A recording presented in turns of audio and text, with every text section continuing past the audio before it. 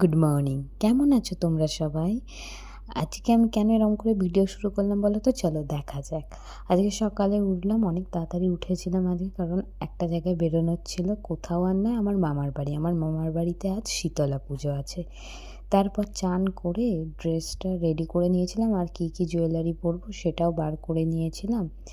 এরপরেই আমি রেডি হয়ে গেছিলাম, আর এই কুর্তিটা আমি মিন্ত্রা থেকে নিয়েছিলাম। তোমরা যদি চাও আমি এর লিঙ্কটা পরে কমিউনিটি পোস্টে দিয়ে দেবো। তারপর ট্যাক্সি চলে এসেছিলো, আমি উঠে পড়েছিলাম, একটু ক্লিপসও নিয়ে নিলাম। এরপর শুরু করলাম যাত্রা। আমার মামার বাড়ি ঝিকিরা, গ্রামের দিকে। এটা হাওড়ায় একটা জায়গা, যাচ্ছিলাম ট্যাক্সি করে। তারপর দেশে গিয়ে এই পান্তুয়া, উফ, দেশের মিষ্টিটা যা খেতে হয় না। এরপরই আমি লাঞ্চটা করে নিয়েছিলাম, যেহেতু পুজো আর ভাত হয়নি, তাই আলুর দম আর লুচি। তারপর একটা রিচুয়ালস হয় বলি, আমি খুব একটা ক্লিপস নিইনি। এরপর খেয়ে দিয়ে শুয়েছিলাম। আমার দিদা আমার সাথে দেখা করতে এসেছিলো, পাশে আমার দিদিও ছিল, দিদির সাথে কথা বলছিল। তারপর আমি আমাদের মার বাড়িতে নার্সারিতে গেছিলাম, এখান থেকে গাছ নিলে একটু সস্তাও হয়।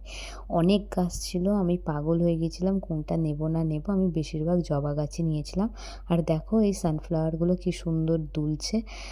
এরপর দেখলাম কি কি গাছ নেব। অনেক গাছই ছিল, আম গাছ, জাম গাছ, বেশিরভাগ এই গরমের সিজনে ফলের গাছই বেশি ছিল। আমি কতগুলো জবা গাছ নিয়েছি। কি কি নিলাম আমি পরের শর্টসে ঠিক আপলোড করে দেবো, কি কি নিয়েছি, ওয়েট করো। আর এখানে যখন এসেছি, আমাদের এখানে বড় মন্দির, দামোদর মন্দির, সেখানেও একবার ঢুকে প্রণাম করে নিলাম। আর ওই যে সামনে আমার দিদি একটু ফটো তুলে দিতে বলছিল।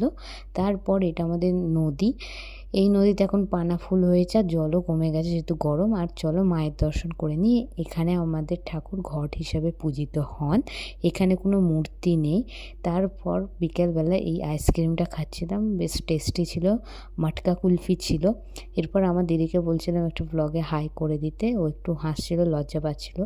তারপরে আমরা সন্ধ্যা আরতি দেখতে গেছিলাম, আর এখানে প্রসাদও দিচ্ছিল সেই সময়।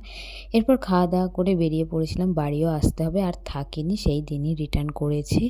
আর আজকে ছিল ঈদের সেকেন্ড দিন, তো রাস্তায় জ্যাম তো ছিলই, অনেকে অনেক সেজে গুজে বেরিয়েছিল, ওদের এই পার্বণটা মানা হয়। তো এত লাইটিং করেছিল আমাদের বাড়ি ঢোকার আগে, সেই ক্লিপটাই তোমাদের দেখালাম। চলো আজকের ব্লগটা এটুকু, আবার দেখা হবে তোমাদের সাথে।